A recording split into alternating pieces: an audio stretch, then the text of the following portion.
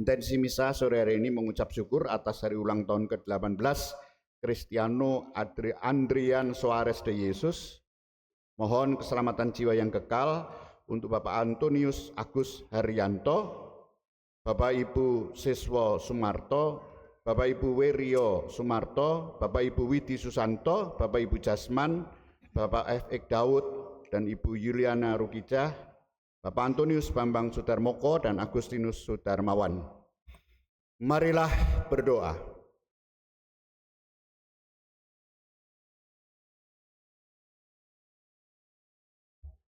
Ya Allah, melalui Yesus Kristus Putra-Mu, Engkau telah menggembalakan kami kawanan-Mu. Semoga kami hidup sebagai kawanan yang senantiasa bersatu dan tekun untuk mendengarkan sabda Putra-Mu serta melaksanakannya dalam hidup kami sehari-hari. Bapa yang Maha Kasih, bersama Putra-Mu Cristiano Adrian Soares de Jesus, kami mengucap syukur atas penyertaan-Mu selama 18 tahun hidupnya. Berkenanlah Engkau senantiasa memberkati hidupnya sehingga dia sungguh menggembirakan kedua orang tuanya dan membanggakan gereja-Mu. Kami juga berdoa untuk Bapak Antonius Agus Haryanto, Bapak Ibu Siswo Sumarto, Bapak Ibu Werio Sumarto, Bapak Ibu Widi Susanto, dan Bapak Ibu Jasman, Bapak Ibu F. Daud, Ibu Yuliana Rukijah, dan Antonius Bambang Sudarmoko, dan Agustinus Sudarmawan, yang kesemuanya sudah Kau panggil menghadap-Mu. Berkenanlah Engkau menerima mereka dalam keabadian seperti yang mereka harapkan dan perjuangkan selama hidupnya. Demi Yesus Kristus Putra-Mu, Tuhan dan pengantara kami, yang hidup dan berkuasa bersama Bapa dan Roh Kudus, Allah sepanjang segala masa. Amin. Kita mendengarkan sabda Tuhan.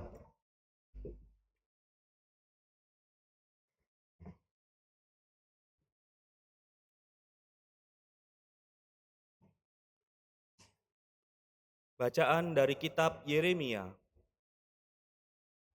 Beginilah firman Tuhan. Celakalah para gembala yang membiarkan kambing domba gembalaanku hilang dan terserak. Sebab itu beginilah firman Tuhan Allah Israel terhadap para gembala yang menggembalakan bangsaku.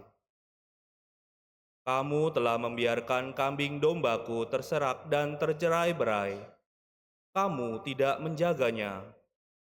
Maka ketahuilah, aku akan membalas kepadamu perbuatan-perbuatanmu yang jahat. Demikianlah firman Tuhan. Aku sendiri akan mengumpulkan sisa-sisa kambing dombaku dari segala negeri kemana aku mencerai-beraikan mereka, dan aku akan membawa mereka kembali ke padang mereka. Mereka akan berkembang biak dan bertambah banyak. Aku akan mengangkat atas mereka gembala-gembala yang akan menggembalakan mereka, sehingga mereka tidak takut lagi, tidak terkejut, dan tidak hilang seekor pun. Demikianlah firman Tuhan. Sungguh, waktunya akan datang bahwa aku akan menumbuhkan tunas adil bagi Daud. Ia akan memerintah sebagai raja yang bijaksana dan akan melakukan keadilan serta kebenaran di negeri. Dalam zamannya, Yehuda akan dibebaskan dan Israel akan hidup dengan tentram. Dan inilah nama yang diberikan orang kepadanya, Tuhan keadilan kita. Demikianlah sabda Tuhan.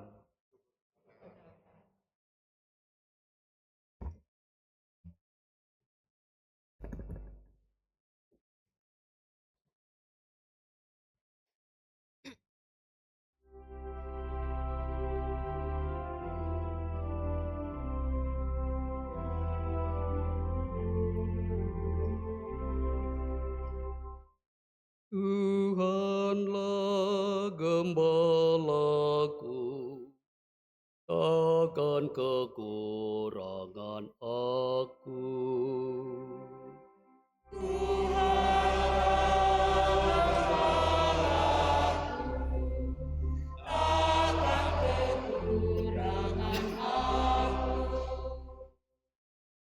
Tuhan adalah gembalaku. Aku tidak kekurangan.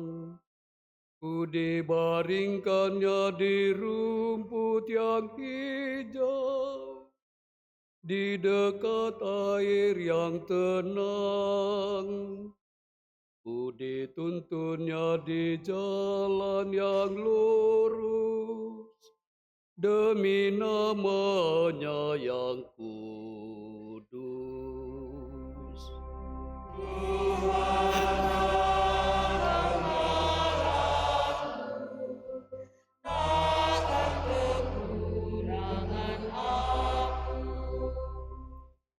Sekalipun aku harus berjalan di lembah yang kelam, aku tidak takut akan bahaya, sebab Engkau besertaku.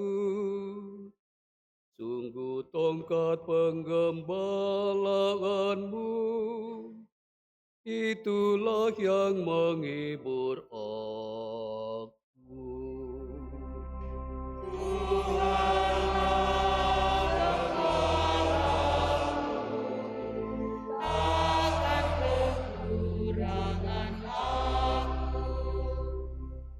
Kau siapkan hidangan bagiku di hadapan lawanku. Kau urapi aku dengan minyak, dan pialaku melimpah.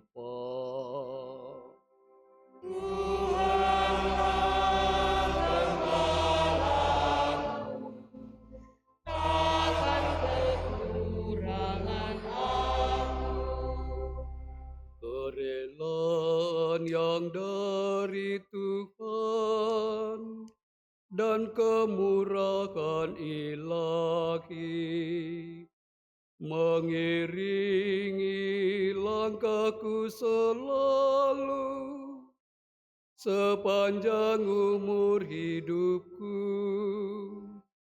Aku akan diam di rumah Tuhan sekarang dan senantiasa.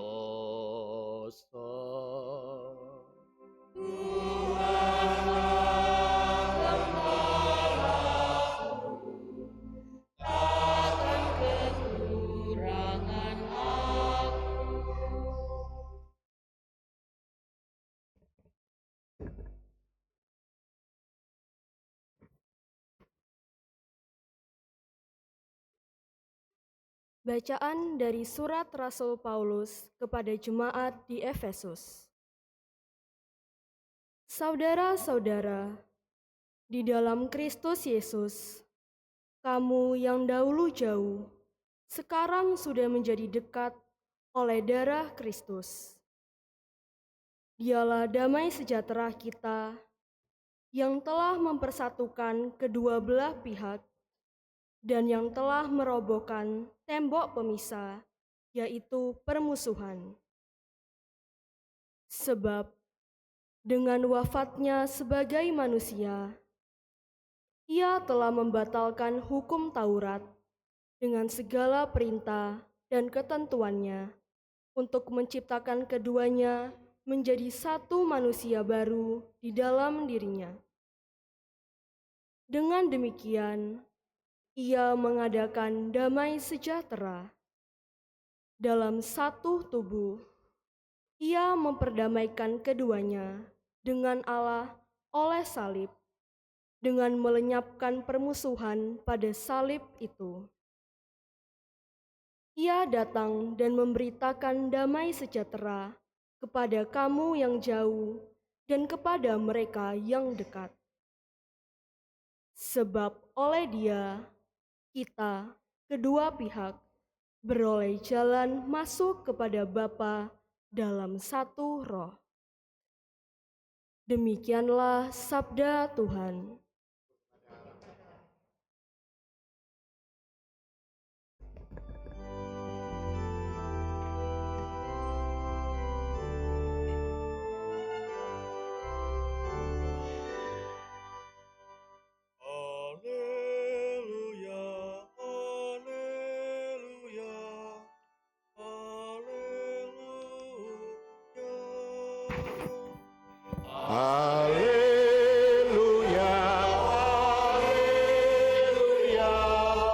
Domba-dombaku mendengar suaraku, aku mengenal mereka dan mereka mengikuti aku.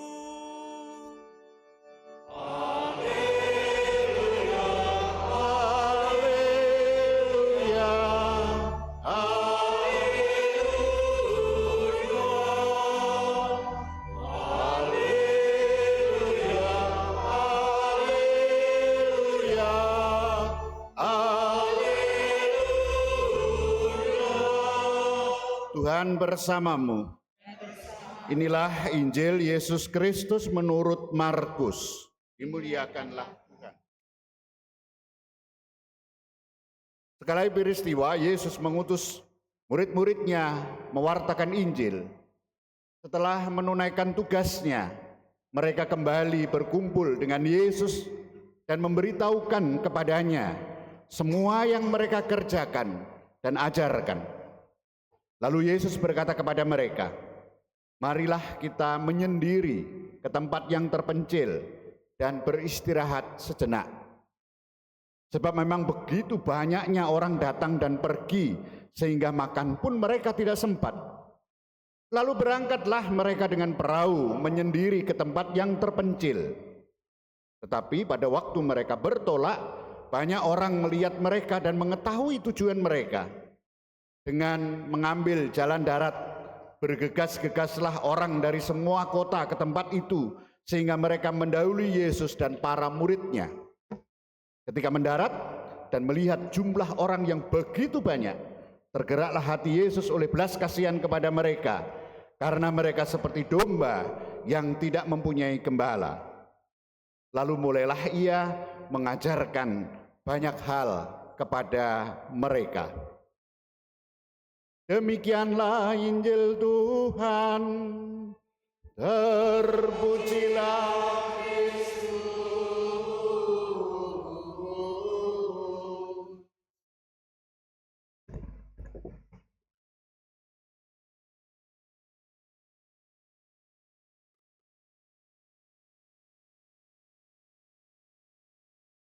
Di akhir setiap perayaan Ekaristi, Bapak Ibu dan para saudara, saya dan Bapak Ibu melalui imam memperoleh berkat dari Allah.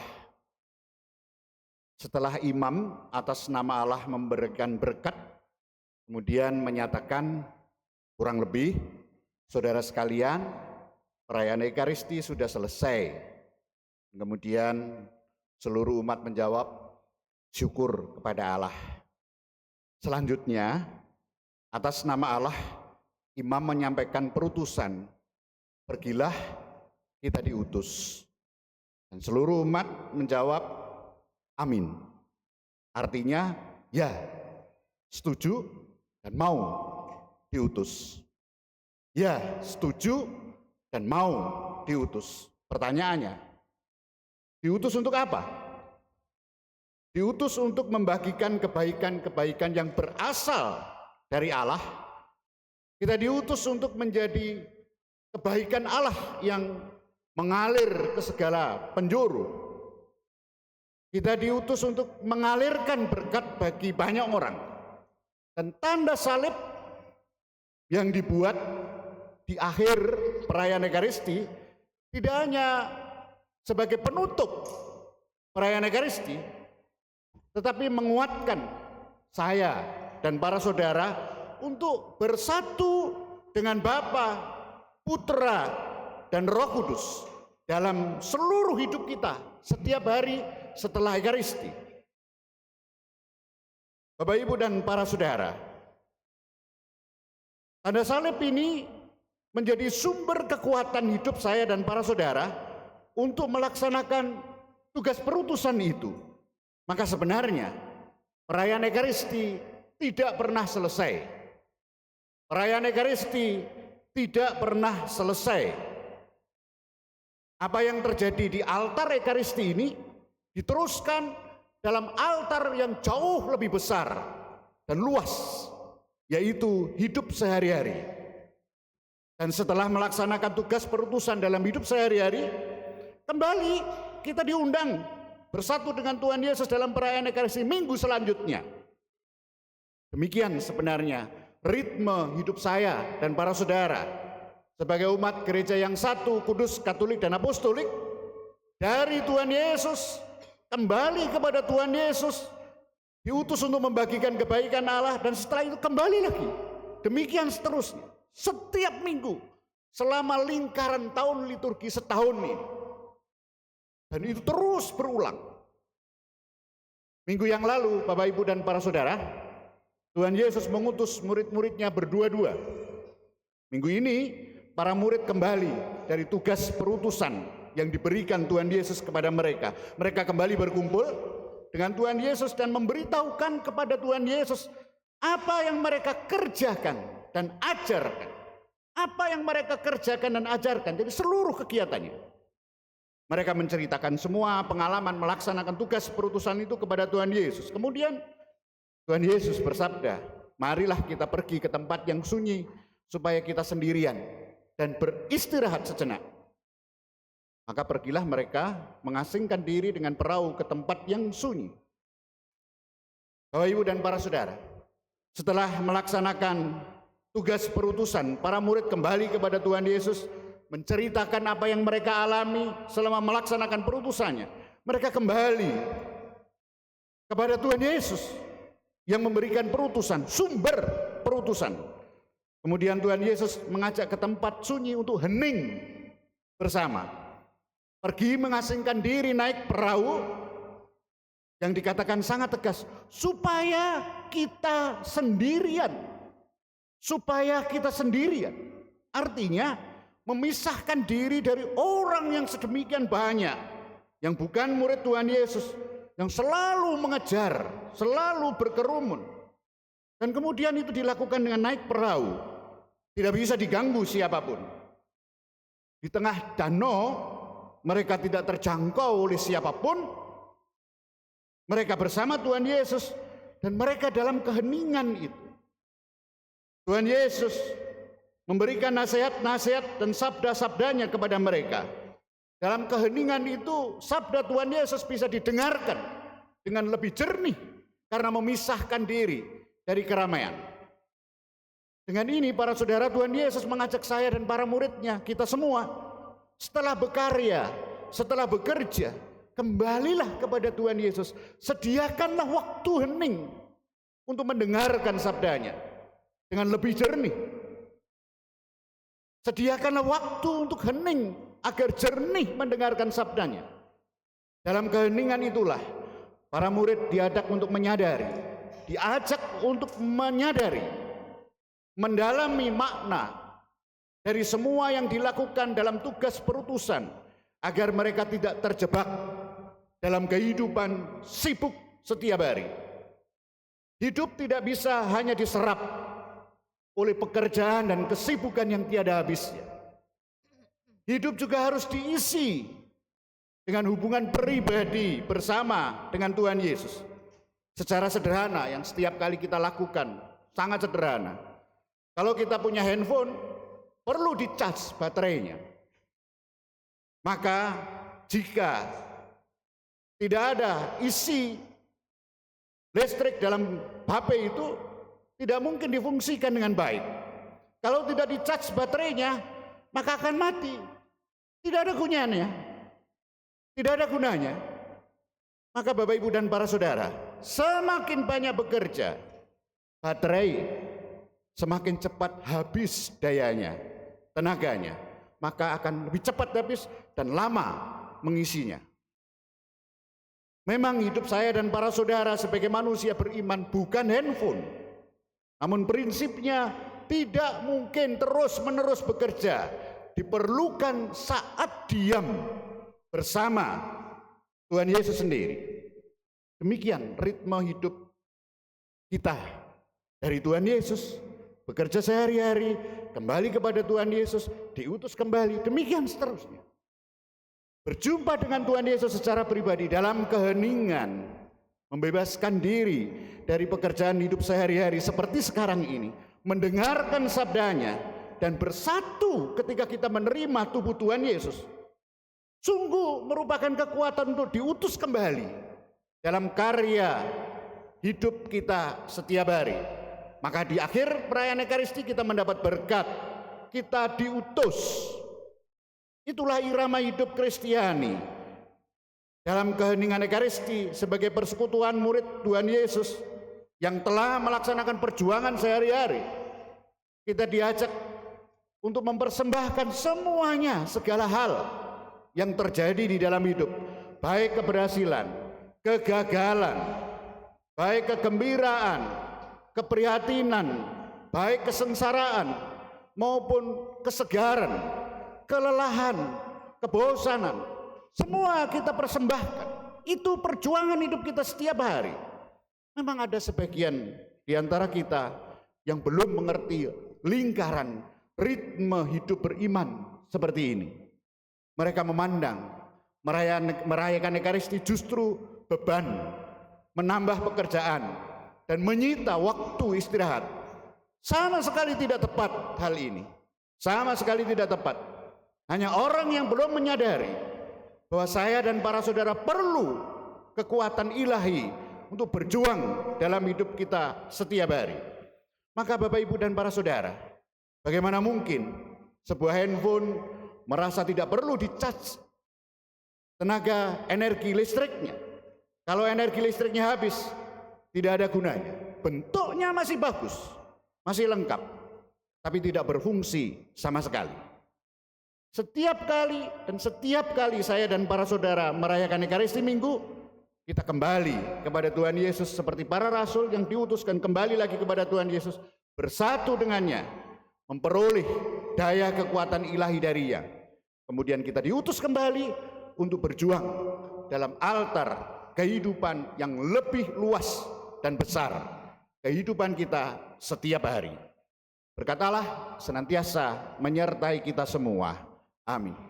Kita hening sebentar Bapak, Ibu, dan para saudara. Kita kembali kepada diri kita masing-masing. Bagaimana selama ini kita menghayati, menghidupi Ekaristi dalam keluarga kita, diri kita secara pribadi. Hal-hal apa yang membuat kita berat untuk hadir merayakan Ekaristi Minggu? Apa saja yang seringkali menghambat?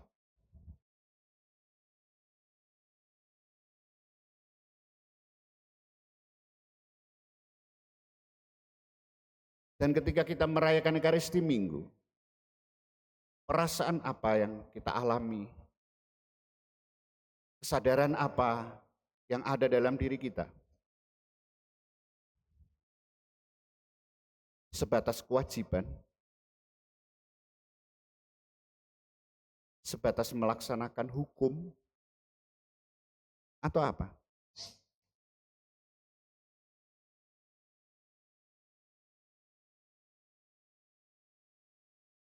Tuhan Yesus Sang Gembala membawa kita untuk bersatu dengannya dan kemudian mengutus kita ke hidup sehari-hari dengan penggembalaannya, dan setiap kali diajak untuk kembali.